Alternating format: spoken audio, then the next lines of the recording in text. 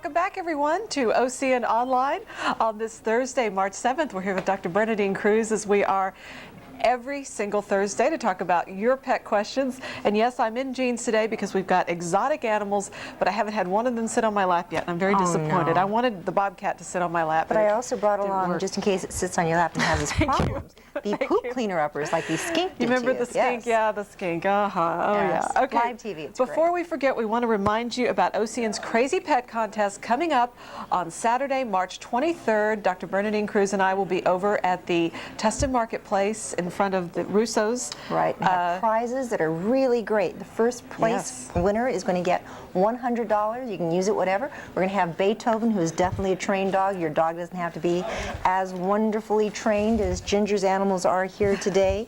It's only $5 to enter this, and it will be going to the Animal Assistance League, and they do some wonderful, wonderful work here in Orange County. People who are out of a job, disasters happen, whatever, they need some help to take care of some of the medical bills. They'll help with that. They're just a wonderful organization. And that we've got great prizes, and no matter what kind of pet you have, bring it out. And we had a pot-bellied pig with pink toenails and a pink tutu last year. Won something. It was wonderful. So be sure and join us for that. And we are very lucky to have with us today Ginger Licot of Medieval Times, and she now has on with us a macaw. This bird is having his great time. Beautiful He's kind of stretching his wings. On our producer's Julie's arm. And now you're going to let this, I'm sorry, say the name again, I forget. Gandalf. We're going to have Gandalf walk over to Mom here. Julie says, sure. Get down. Okay, now get out of the way, Julie. Walk over. Here we go. Oh, what a cute little waddle. Yeah. Come here.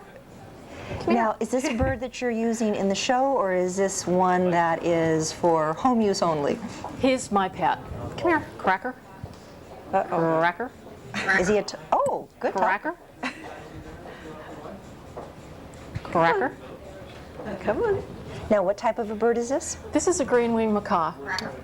Cracker, he does know the word cracker. It's not something I recommend feeding very often to pets. It's his favorite. Cocoa Puffs. Really? Well, you probably shouldn't feed children all the time either, but it's an occasional treat. It's not too bad. I wish everyone could see this. He's eating it out. He holds it with his paw. Up. Come on, well, Gandalf. paw, there we go. maybe. Let's show everyone how he eats. We couldn't bring the eagle, but sometimes he thinks he's an eagle. Eagle! There you go. Got a long tail, too. Now, can we show everyone how he eats the Cocoa Puffs, or is that, I don't know if that's possible. He's still eating the last one he got. Okay. Well, he will actually sometimes jam his entire beak full and then his foot full, and then he can't eat them because he can't transfer it from his beak to his foot or his foot to his beak because they're too full. Do you want another one? What is it? I know at times people will see these gorgeous birds and they've had no birds in their past and say, okay, I want to go out, buy this bird.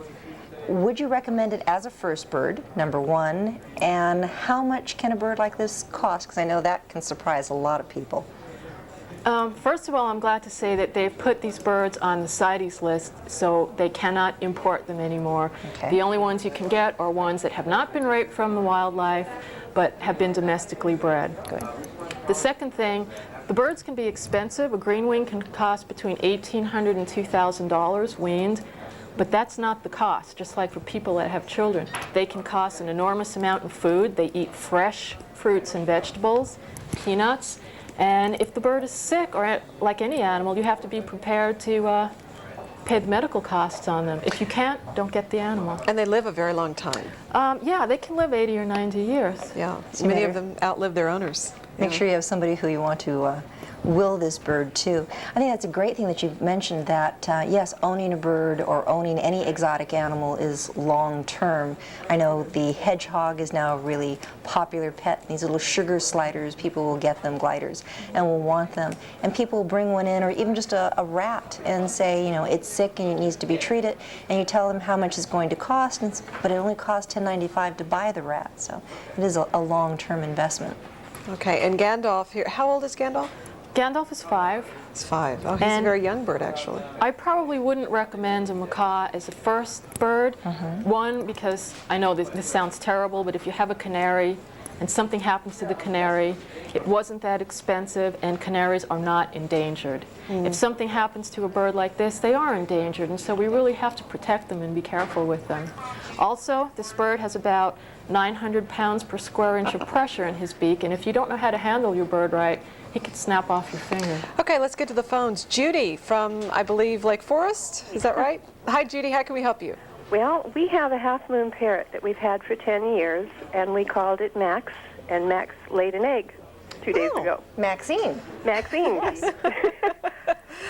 Is this unusual after this length of time? No, it's not unusual. I'm not sure if you could hear the question, Ginger. Yeah. Okay, good. But no, it's not unusual. Oftentimes you can have a bird that many years later is just, it's old enough now, sexually mature, to have an egg. Some people are always wanting to know, is this a male, is this a female?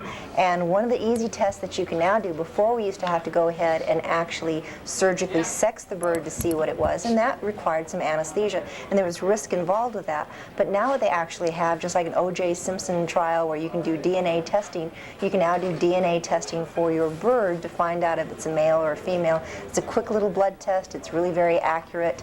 Our own bird, Watutsi, at our hospital, we always wondered, is male or female? Did the blood test and found out that Watutsi was a little boy. So yes, you can have any other birds out there test it. That egg, of course, was not fertile.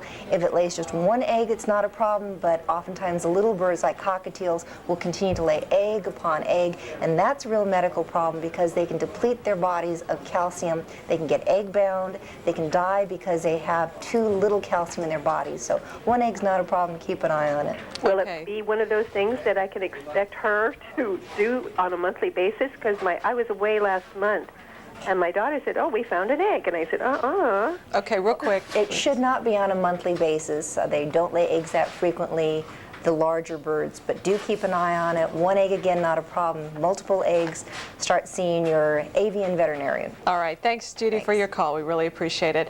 And we're going to be back with yet another bird Ginger's brought along with us. You're not going to want to miss this. As we go to commercial break, here's all the information you ever wanted to know about OCN's Crazy Pet Contest. Stay with us. So, you got a pet with a big-time talent. Here's a chance for your beast to strut its stuff and win big.